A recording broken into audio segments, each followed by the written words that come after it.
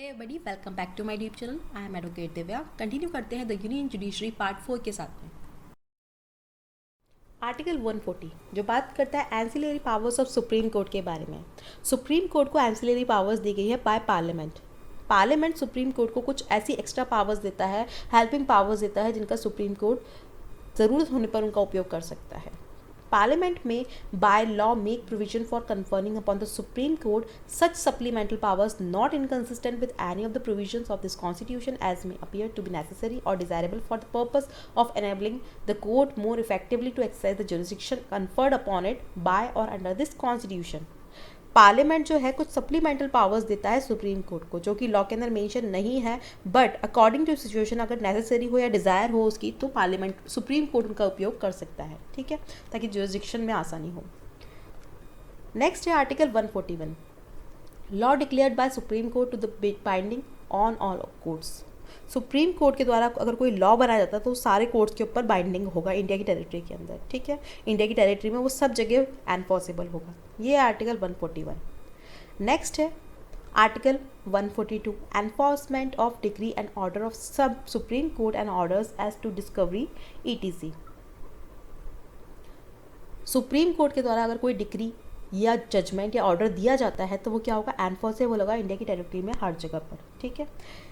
Supreme Court in the exercise of its jurisdiction may pass such decree or make such order as is necessary for doing complete justice in any case, cause or matter pending before it, and any decree so passed or order so made shall be enforceable throughout the territory of India in such manner as may be prescribed by or under any law made by the Parliament। Supreme court जो है वो अपनी जो jurisdiction है उसका use ऐसी करके अपनी ऐसी डिग्री या ऑर्डर या जजमेंट दे सकता है जो कि मामला बहुत लंबे समय से चल रहा हो, कोई केस बहुत लंबे समय से चल रहा हो, उसके अंदर कोई भी ऑर्डर जजमेंट दे सकता है, और वो जो ऑर्डर है वो इंडिया की टेरिटरी में सब जगह क्या होगा, एनफोर्सेबल होगा, जो कि पार्लियामेंट द्वारा बनाई गई कोई भी लॉ या उसके अंडर बनाया गया हो। ठीक है, और कोई भी इस प्रकार का प्रोविजन जब तक नहीं किया जाता जब तक कि ऐसा कोई प्रोविजन नहीं किया जाता, until the provision in that behalf is तो मेड इन सच मैनर, उस मैनर के अंदर एज प्रेसिडेंट में बाय ऑर्डर प्रिस्क्राइब, जो कि राष्ट्रपति के आदेश द्वारा विहित हो और प्रिस्क्राइब किया जाए, order prescribe. Okay, subject to provision of any law made in this behalf, Parliament, Supreme Court shall as respect the whole of territory of India have every power to make any order for purpose of securing the attendance of any person, discovery of production of any document, or investigation or punishment of any contempt of itself। Supreme court के द्वारा किसी भी case में, supreme court के कोई भी जो case है उसमें अगर कोई भी पर्टिकुलर कोई भी जजमेंट या ऑर्डर दिया जाता है और उसके अंदर किसी पर्टिकुलर डॉक्यूमेंट्स या पर्सन की ज़रूरत होती है, तो उस पर्सन को इंडिया की टेरिटरी में किसी भी जगह पर सम्मन क्या भेजा जा सकता है, और उस व्यक्ति को सम्मन भेजे जाने पर, चाहे वो इंडिया की टेरिटरी में कहीं पर भी हो, हाजिर होना पड़ेगा विद ऑल द डॉक्यूमेंट्स। ठीक है, ये है हमारा आर्टिकल 142 जो बात करता है enforcement of decree and order of supreme court. Supreme court के द्वारा जो डिक्री, ऑर्डर या जजमेंट दिए गए हैं वो इंडिया की टेरिटरी में कहीं पर भी, सभी जगह पर क्या होगा, एनफोर्सेबल होगा। Okay, article 143, power of president to consult Supreme Court. President के पास ये पावर है कि वो सुप्रीम कोर्ट से राय ले सकते हैं, कंसल्ट कर सकते हैं। ठीक है, if at any time it appears to the president that a question of law or fact has arisen or is likely to arise which is of such a nature and of such public importance that is it is expedient to obtain the opinion of the Supreme Court upon it, he may refer the question to the court for consideration, and court may after such hearing as it thinks fit report to the president its opinion thereon। Okay, अगर किसी भी time पर जो president है उनको ऐसा प्रतीत होता है, ऐसा लगता है कि कोई ऐसा क्वेश्चन अराइज हुआ है जो कि जिस पर कि सुप्रीम कोर्ट की ओपिनियन लेना ज़रूरी है, ठीक है, तो वो सुप्रीम कोर्ट को कंसिडर करेंगे और वो क्वेश्चन जो है वो सुप्रीम कोर्ट के पास भेज देंगे। सुप्रीम कोर्ट उसकी हियरिंग के बाद में जैसी भी उसकी अकॉर्डिंग अपनी हियरिंग के बाद सोचते हैं, वो अकॉर्डिंग टू अपना डिसीजन देंगे, एंड जो ओपिनियन है वो रिपोर्ट वो प्रेसिडेंट के पास में वापस भेज देंगे। ओके, तो ये है पावर ऑफ प्रेसिडेंट, जिसमें कि वो कंसल्ट कर सकते हैं, राय ले सकते हैं, ओपिनियन ले सकते हैं सुप्रीम कोर्ट से। President has made 15 references to the Supreme Court under its advisory jurisdiction. M Laxmikanth की बुक में अगर आप देखेंगे तो 15 के बारे में 15 रेफरेंसेस के बारे में बात की गई जिसमें कि सुप्रीम कोर्ट से राय ली है प्रेसिडेंट ने, ठीक है। वो 15 जो रेफरेंसेस है वो दिए गए हैं। Delhi law act 1951, Kerala education bill in 1958, Berubari union case in 1960, sea customs act in 1963, Keshav Singh case relating to privileges of legislature 1964, presidential election 1974, special court bill in 1978, JNK resettlement act in 1982, ठीक है। ETC ये सारे दे रखे हैं आपको 15 रेफरेंसेस जो सुप्रीम कोर्ट से, जिसमें सुप्रीम कोर्ट से राय ली है प्रेसिडेंट ने, ओके।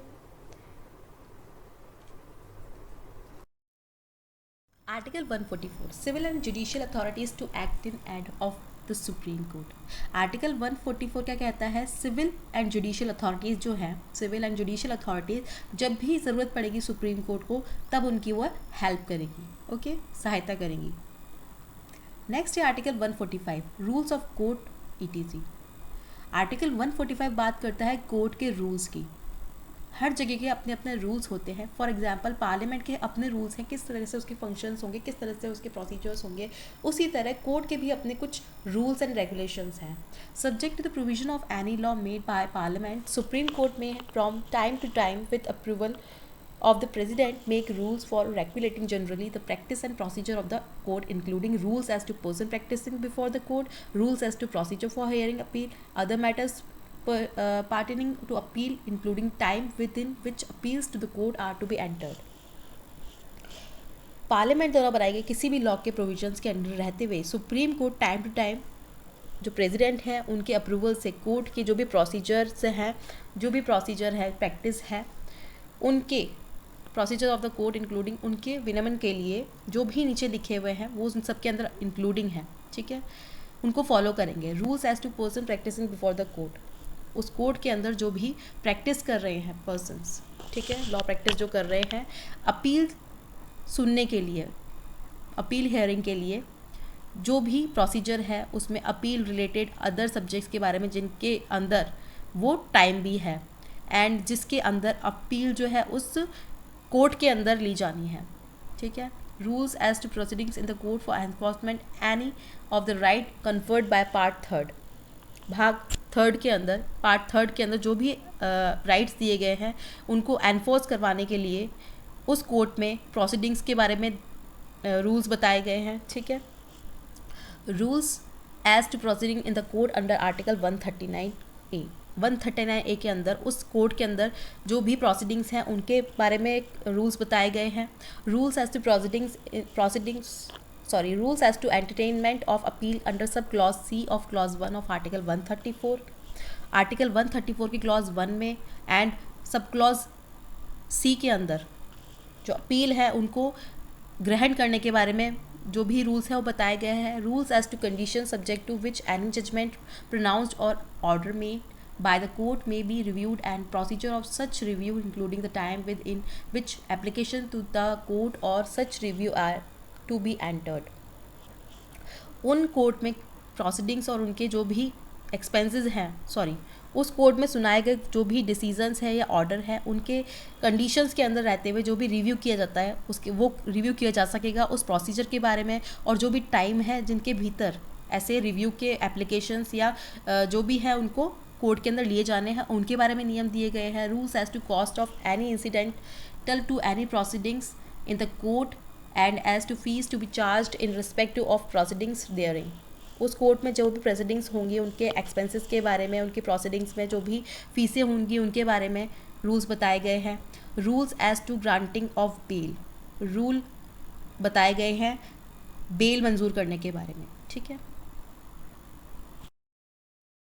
नेक्स्ट है rules as to stay of proceedings, proceedings को रोकने के बारे में रूल्स। नेक्स्ट रूल है rules providing for summary determination of any appeal which appears to court to be frivolous और वेक्सेशियस और brought for the purpose of delay. जिस appeal के बारे में कोर्ट को ये लगता है कि कुछ भी ऐसा है जो फ्रिवलियस है, तंग करने वाला है, छोटा है या डिले करने वाला है प्रोसीडिंग्स को, उसके बारे में रूल्स का प्रावधान है। Rules as to procedure of for inquiries refer to in clause 1 of article 317 article 317 के क्लॉज 1 के अंदर जो भी इंक्वायरीज़ हैं उनके लिए उनके प्रोसीजर के बारे में बताया गया है, उनके प्रोसीजर के बारे में रूल्स हैं। Rule as to procedure of for inquiries. Next है second, subject to the provisions of clause 3 rules made under this article may fix the minimum number of जजेस who are to sit for any purpose and may provide for powers of single judge and division courts. Clause 3 के अंदर provisions के under रहते हुए जो article है उसके अंदर बनाए गए रूल्स के अकॉर्डिंग उन जजेस के जो मिनिमम नंबर्स है वो निश्चित कर सकेंगे कितने नंबर्स होंगे जजेस, मतलब कितने जजेस वहाँ पर हो सकेंगे, बैठ सकेंगे किसी भी पर्पज़ के लिए, ठीक है। और जो सिंगल जजेस हैं एंड डिवीजन जजेस हैं उनकी पावर्स के लिए प्रोविजन कर सकेंगे। थर्ड है द मिनिमम नंबर ऑफ जजेस who are to sit for the purpose of deciding any case involving a substantial question of law as to the interpretation of this constitution और for the purpose of hearing any references under article 143 shall be 5। जिस matter के अंदर interpretation of constitution के बारे में कोई भी substantial question है तो उसका निश्चय करने के लिए कोई जो पर्पज़ है उसके लिए कॉन्स्टिट्यूशन के आर्टिकल 143 के अंडर जो भी हियरिंग होगी वो की जाएगी, ठीक है। और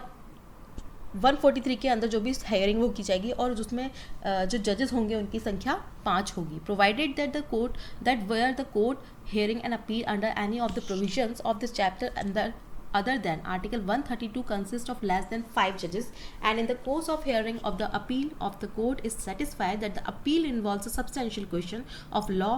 as to the interpretation of this constitution,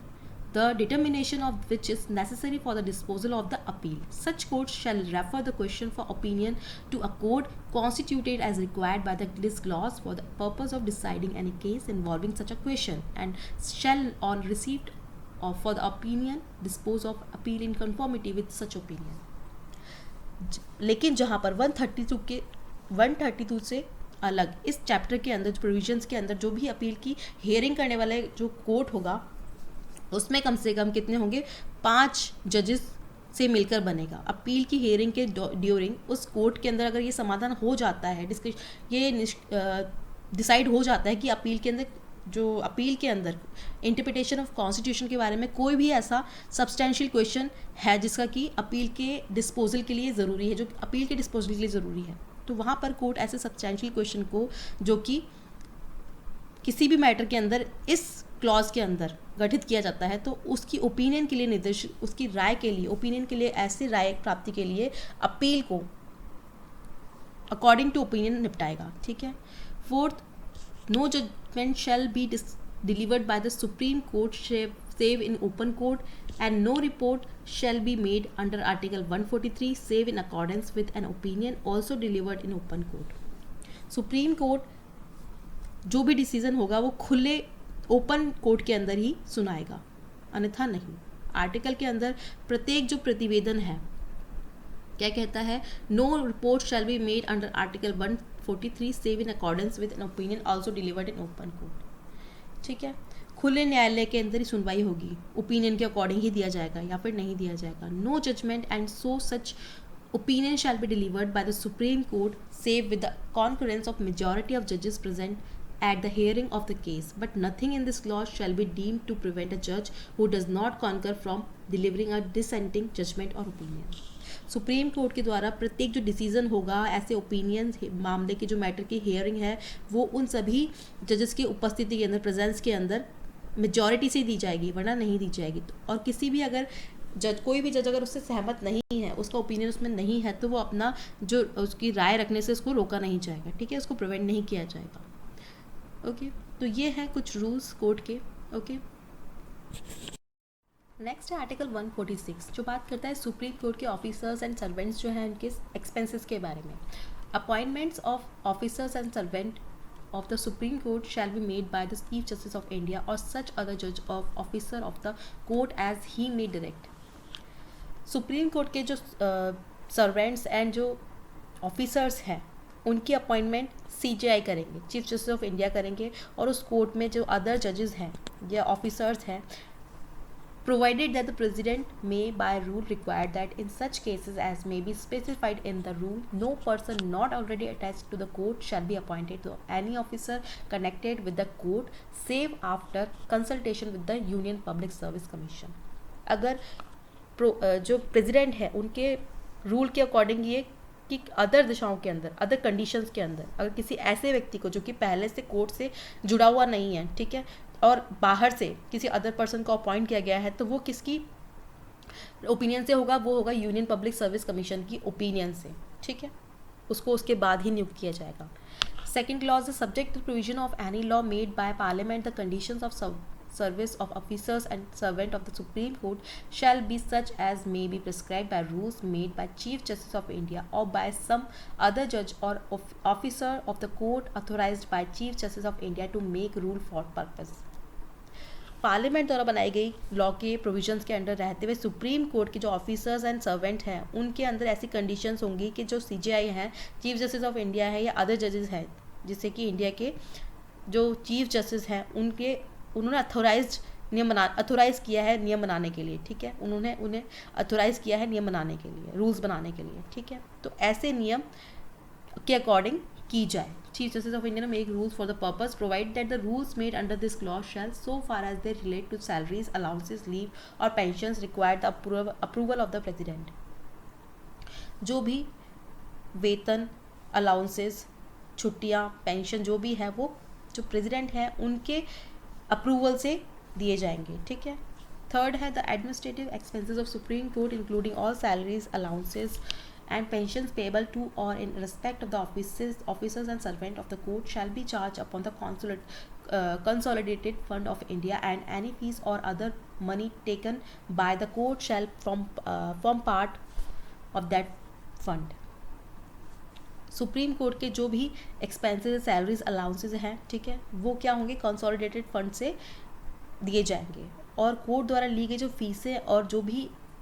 money है वो क्या है, उस फंड का पार्ट होंगी। ओके, तो ये है आर्टिकल 146 जो बात करता है ऑफिसर्स एंड सर्वेंट्स के जो भी सुप्रीम कोर्ट के एक्सपेंसेस हैं उसके बारे में, सुप्रीम कोर्ट में जो भी ऑफिसर्स और सर्वेंट्स हैं उनके एक्सपेंसेस के बारे में। ओके, आर्टिकल 147 जो बात करता है इंटरप्रिटेशन की, इंटरप्रिटेशन ऑफ कॉन्स्टिट्यूशन की व्याख्या के बारे में। In this chapter and in chapter 5 of part 6,